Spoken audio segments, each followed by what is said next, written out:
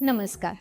આજકાલ heart problem એટલી common થઈ રહી છે કે દરેક ઘરમાં કોઈને ને કોઈને બીપી, કોલેસ્ટ્રોલ, ડાયાબિટીસ કે બ્લોકેજની પ્રોબ્લેમ મળી જાય છે.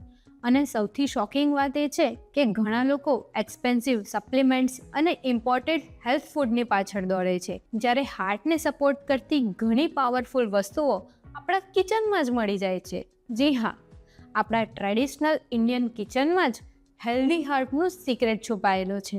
તો આજે આપણે વાત કરીશું 5 એવા કિચન ઇન્ગ્રેડિયન્ટ વિશે જે હાર્ટ હેલ્થ અને સર્ક્યુલેશનને નેચરલી સપોર્ટ કરવામાં હેલ્પફુલ માનવામાં આવે છે. સૌથી પહેલું છે મેથી. આયુર્વેદમાં મેથીને મેટાબોલિઝમ અને ડાયજેશન સપોર્ટ માટે બહુ ઇમ્પોર્ટન્ટ માનવામાં આવ્યું છે. મેથીના દાણામાં સોલ્યુબલ ફાઇબર હોય છે, જે કોલેસ્ટ્રોલ અને સુગર મેટાબોલિઝમને સપોર્ટ કરવામાં હેલ્પફુલ માનવામાં આવે છે. કેટલીક સ્ટડીમાં પણ જોવામાં આવ્યું છે કે મેથી ટ્રાઇગ્લિસરાઇડ અને ઇન્સ્યુલિન રેઝિસ્ટન્સને મેનેજ કરવામાં સપોર્ટ કરી શકે છે. ઘણા લોકો રાત્રે મેથીના દાણાને પાણીમાં પલાળીને સવારે પાણી પીવે છે, પણ યાદ રાખો, એક્સેસિવ ક્વોન્ટિટીમાં જો લેવામાં આવે તો એ બ્લોટિંગ કે લો શુગર એપિસોડ પણ કોઝ કરી શકે છે.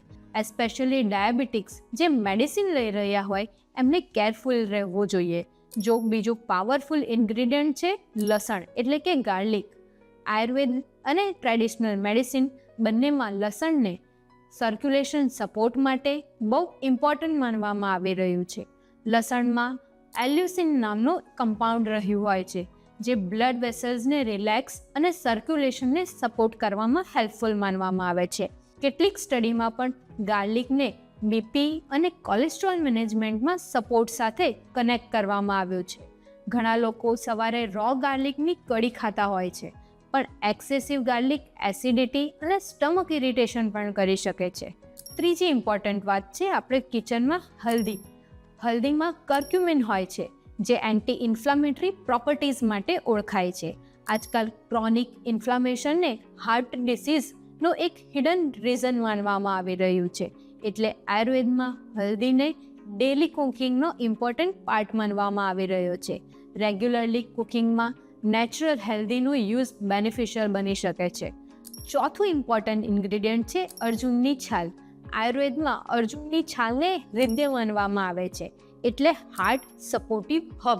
કેટલાક આયુર્વેદિક ગ્રંથોમાં હાર્ટ મસલ અને સર્ક્યુલેશન સપોર્ટ માટે મેન્શન કરવામાં આવ્યું છે.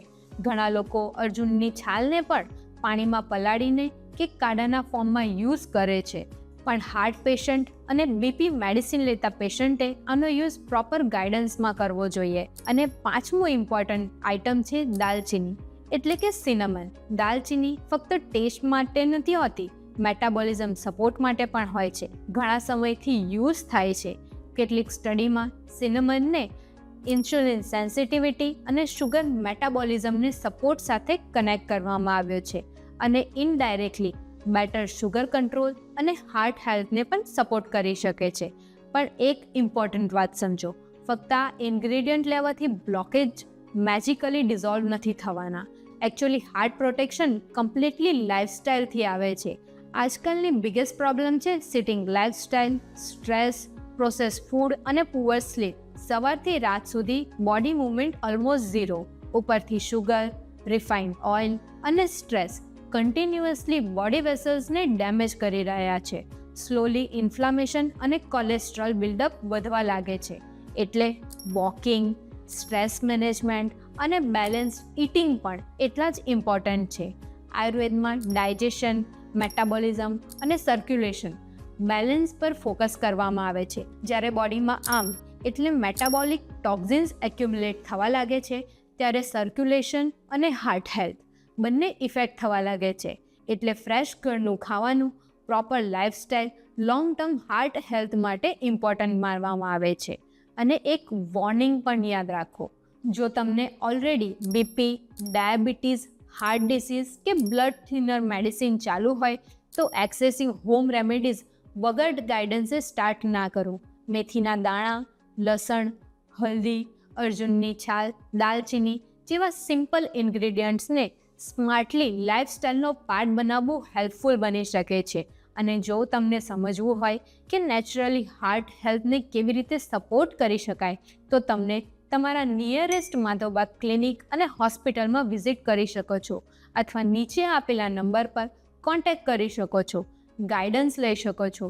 જો તમને હાર્ટ હેલ્થ, ફૂડ કે કોલેસ્ટ્રોલ રિલેટેડ કોઈ પણ ડાઉટ હોય તો કમેન્ટ સેક્શનમાં જરૂરથી પૂછો. વિડીયો યુઝફુલ લાગ્યો હોય તો સેવ કરો, શેર કરો અને આવી પ્રેક્ટિકલ નોલેજ માટે જરૂરથી સબસ્ક્રાઈબ કરો.